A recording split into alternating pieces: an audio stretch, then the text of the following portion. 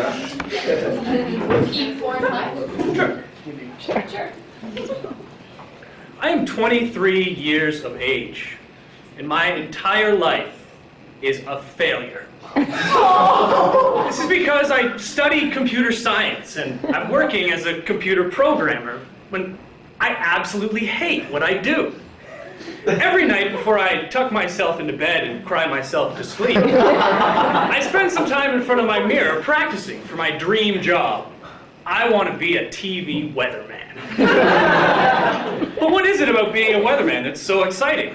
Well, first off, there's the power you feel. Millions of people are going to check with you before they go anywhere and do anything.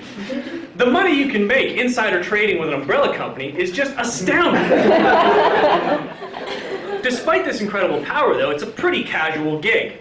It's one of those only jobs where you're allowed to be wrong most of the time, and no one really minds because they know you're guessing every day. It's certainly less rigid than other jobs in newscasting as well. Instead of sitting at the desk and staring at the teleprompter, you're up, pointing at things on the map. It's kind of like a Tai Chi form of broadcasting. I think it's important we stop here for a brief definition. A weatherman is the guy who stands in front of the green screen and delivers the weather. He can go outside in a snowstorm or down to the beach on a sunny day, but under no circumstance does he sit at the desk and pretend to be one of the other news anchors. There's nothing really for a weatherman to do there except deal with the anger from the anchors as he tells them it's going to rain on their weekend off. As if it's somehow his fault. When I'm a weatherman, I don't want any part of that, so it's standing room only for me. I remember when I first realized that I kind of wanted to be a weatherman. TV was presenting me with this system of things that were cool, so I thought maybe I wanted to be a firefighter, or maybe a ninja. But my mom was giving me this high-pressure system to do something a little bit more safe, or maybe be a computer scientist. And of course, both of these were interfering with my true desire to be a Jeep. Now, eventually I realized that little boys can't really grow up to be Jeeps. And I learned that when people said they were brainstorming, they didn't actually have a picture that looked like that inside of their head.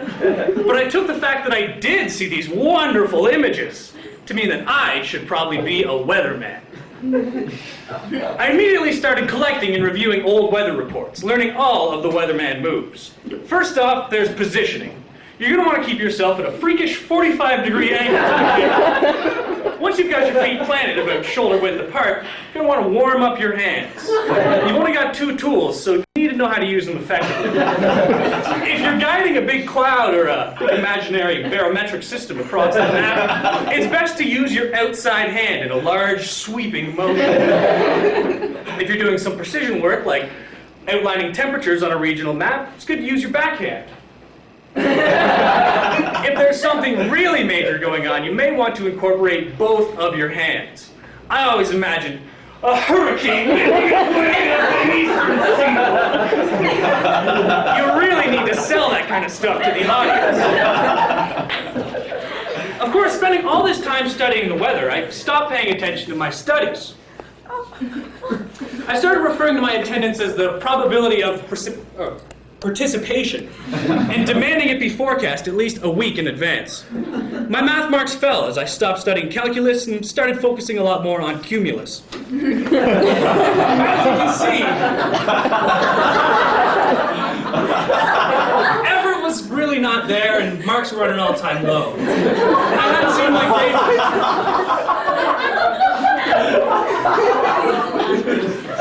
seen my grades dip this low since 1995 when I was going through El Nino. It was a very difficult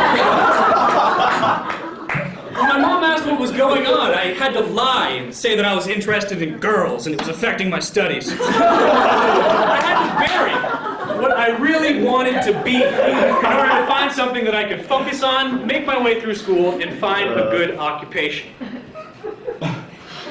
So, when you go home today, look up at the sky.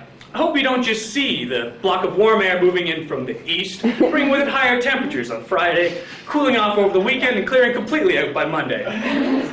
I hope you don't just see the precipitation moving down from the north, bringing with it some showers over the weekend, but clearing out by Monday. I hope you see me sitting at home in front of my computer, crying through class on Thursday, definitely over the weekend, but hopefully clearing up by Monday. Thanks. Scenarios, then there's simply nothing to be afraid of, since